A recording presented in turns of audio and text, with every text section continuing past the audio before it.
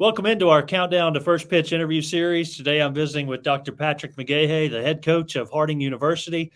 And Coach, I want to start with going back to, I guess, the fall. Let's begin there and tell us what the fall has been like for the Harding baseball team, and then we'll kind of talk about this season. How did everything go in the fall to get ready for this year? Well, thanks for having me, Michael.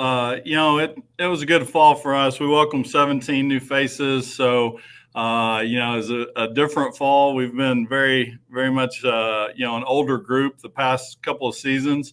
And so we had 8 transfers and 9 freshmen join the club this year.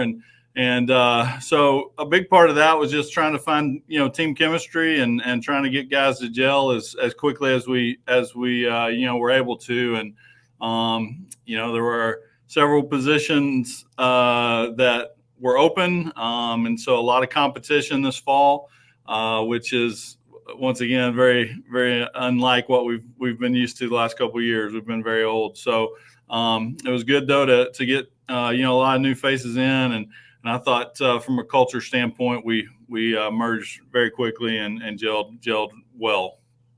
Well, so we know you need to replace the GAC Pitcher of the Year and Ryder Yakel, so that's obviously one opening that's available. But let's talk about pitching and how you replace a guy like that. Tell me about some of your pitchers. Yeah, I don't know that you replace Ryder. You just hope to be able to find 3 or 4 guys to fill his spot maybe. But we have I guess 17 guys on staff this year, and big question mark we're dealing with right now is Andrew Bradshaw, if he's going to be available this spring. He ended up having surgery at the end of the season, wasn't able to finish the season, had a really good season going for us as our number one. And, we're hoping to have him back. Right now we'll see, if we're able to, have him once the season starts. We're hoping that we can. But we have 6 other senior arms, 6 including Andrew, and Carter McCall, Tina Turner, and Dylan Adcock. And so we have those guys back that have been through it, know what to expect, and have really done a great job leading our staff and some new guys. We've also got as I said, Andrew Bradshaw, Jackson Saylor, and Brent Sutherland that are seniors that are coming off some injuries, and we'll see hopefully that they'll be able to be back and contribute. But in addition to them, we had 8 new arms, 4 freshmen, 4 transfers. This fall, Joel Barker transferring in from the University of Arkansas Pine Bluff had a really good fall, and Maddox Long from Rich Mountain Junior College. Those 2 guys really stood out this fall, and we're expecting some good things from them moving forward. With all those new players, Coach, on the recruiting trail, did you have any issues related to COVID and all those things, or what was recruiting like for you this year? It's been tough with COVID. It really has, and it was one of those situations where we had a lot of guys in waiting because we had been older, and we had some 5th-year COVID guys come back, and so it wasn't absolutely crucial that we have to go out and get a big class. We liked the depth that we had, but it was a challenge a little bit to go ahead and fill some needs. A couple of position specific spots that we wanted. It took us pretty deep in the summer because it had been hard to see those guys earlier. Let's talk offense for a second then. Who's 1 or 2 guys you're going to be counting on in that lineup this year? Well, we're really looking to David Butterfield and Cody Smith. They're coming back. We actually have 6 starters back. Of course, we lost Connor Kelly and Luke Vandover. They'd been in the middle of the diamond for us there for years, and it was one of those things where Connor Kelly was the National Gold Glove winner for Division II at shortstop last year, and so hard to replace. Wow. But David Butterfield had an amazing season last year.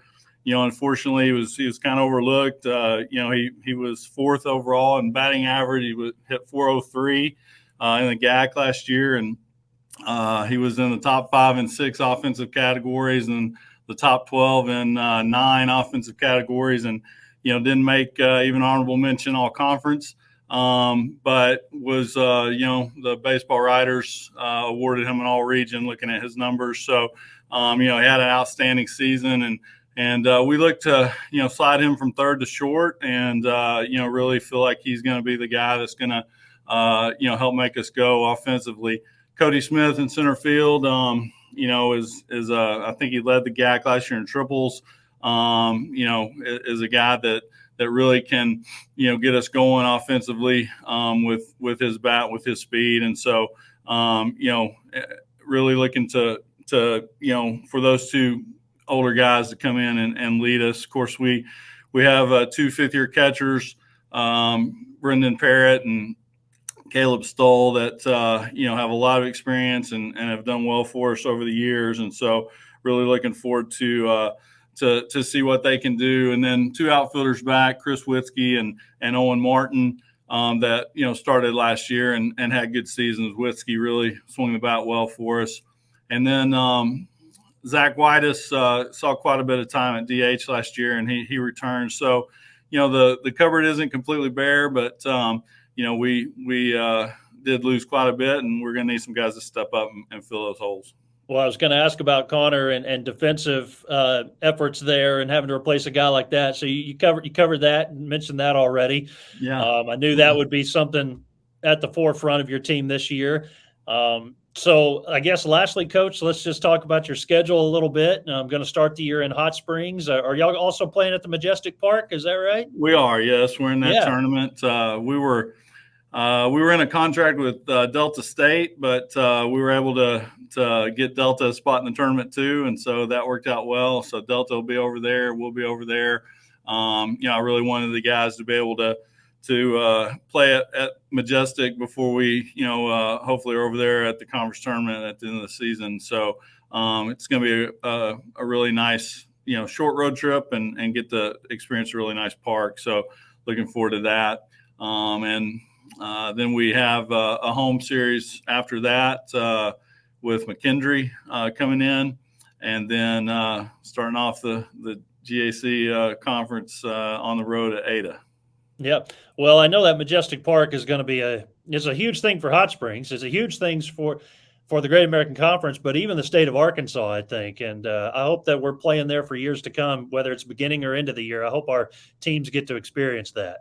Absolutely. And it's great to have another turf field option in the state, and hopefully that'll help with any, bad weather conditions that teams have along the way. It's nice to have that as an option too. But Hot Springs is a neat town. It should be a really, great facility for a lot of good baseball tournaments moving forward. All right, Coach, anything else? Anything we missed? Anybody in particular you want to mention?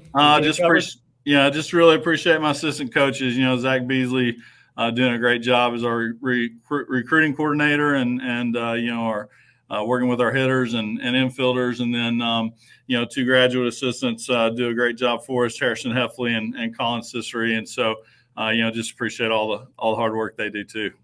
All right, Coach. Well, hoping your team stays healthy, and I hope we have a good year without delays and no weather problems, and best of luck to Harding this year. Thanks so much, Michael.